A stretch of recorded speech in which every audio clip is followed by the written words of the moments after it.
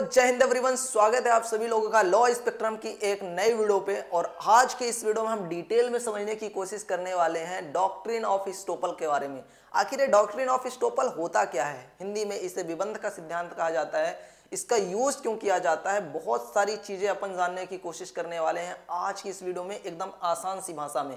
तो आइए इस इक्विटी बेस्ड एविडेंस डॉक्ट्रिन को एकदम आसान सी भाषा में समझने की कोशिश करते हैं। So let's begin.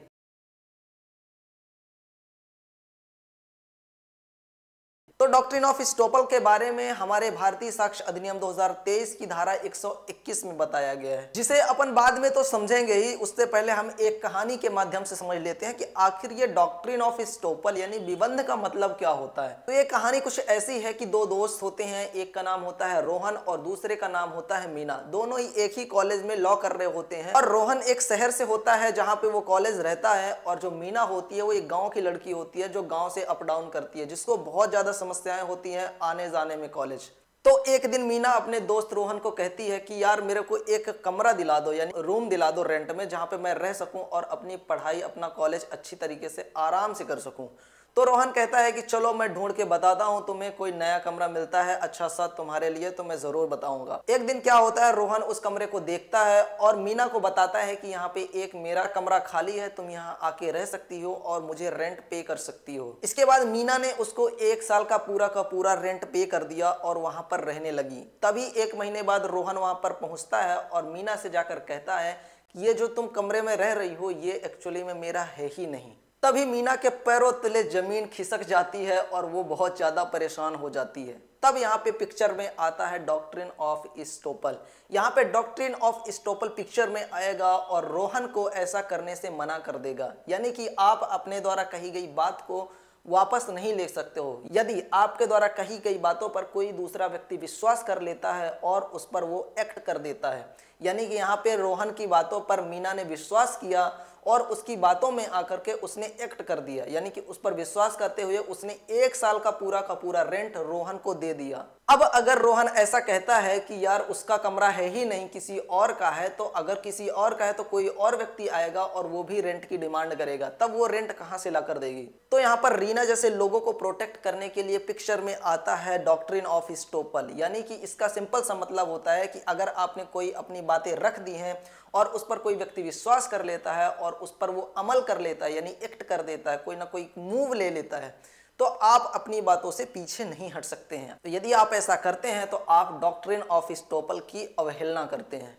और कानून ऐसा आपको करने नहीं देगा। कुल मिलाकर डॉक्ट्रिन ऑफ स्टोपल का मतलब होता है, विबंध का जो मतलब होता है वो ये होता है कि मेरा वचन ही मेरा शासन है। कि आपने कोई बात बोल दिया और कोई विश्वास कर लेता है और उस पर वो कोई एक्ट कर देता है, तो आपको फिर अपनी बातों से पीछे नहीं हटना है, वो बातें आपको पूरी ही करनी है, आप चाहे जैसे करो।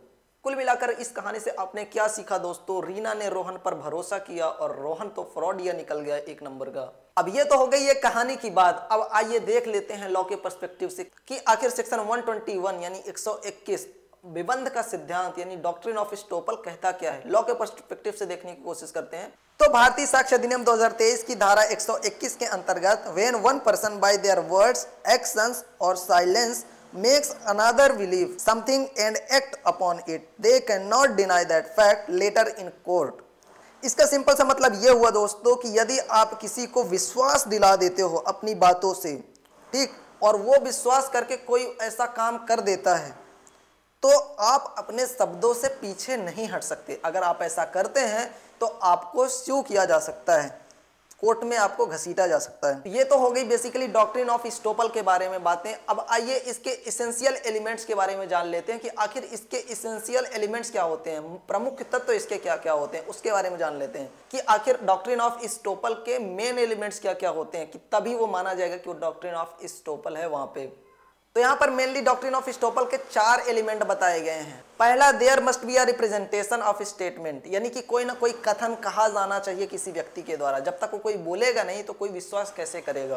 इसके बाद जो दूसरा एसेंशियल एलिमेंट है इसका ये है कि उस पर कोई ना कोई व्यक्ति विश्वास करना चाहिए। और इसके बाद जो तीसरा एलिमेंट है वो है एक्ट, यानी कि दूसरे व्यक्ति के द्वारा कोई ना कोई मूव किया जाना चाहिए, कोई ना कोई कार्य किया जाना चाहिए। जब तक वो कोई कार्य नहीं करेगा, विश्वास बस कर लेगा, तब वहां पे उसको डॉक्ट्रिन ऑफ स्टोपल नहीं रोक सकता है। इसका जो चौथा इसेंशियल एलिमेंट है वो ये है कि जो व्यक्ति कोई वचन दे देता है तो वो अपने शब्दों से पीछे नहीं हट सकता है। और इसके बाद अपन देख लेते हैं कई प्रकार के डॉक्ट्रिन ऑफ स्टोपल होते हैं, यानी कि जो स्टोपल होते हैं, डॉक्ट्रिन ऑफ स्टोपल उसके कई प्रकार होते हैं, तो उनको जान लेते हैं कि आखिर कितने कितने प्रकार के होते हैं। There are different types of estoppel you should know. पहला है स्टोपल बाय रिकॉर्ड, दूसरा है स्टोपल बाय डीड, तीसरा स्टोपल बाय कंडक्ट, चौथा है स्टोपल बाय प्रोमिसरी।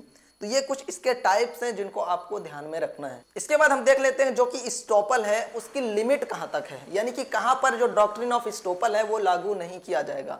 तो डॉक्ट्रिन ऑफ स्टोपल जो है वो दो जगहों पर लागू नहीं किया जाएगा, पहला गवर्नमेंट की पॉलिसीज में और दूसरा कोर्ट के जजमेंट्स में।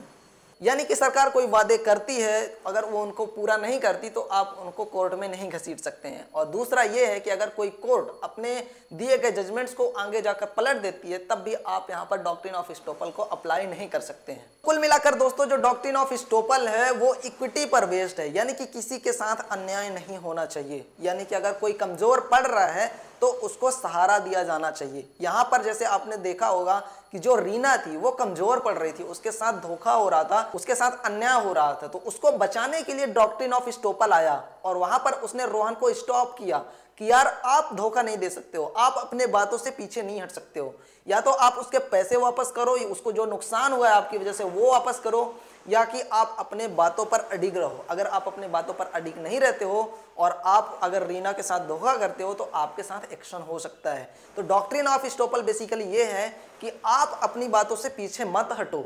वहां पे लॉ आएगा अगर किसी के साथ आप ऐसा करते हो उसको प्रोटेक्ट करने के लिए।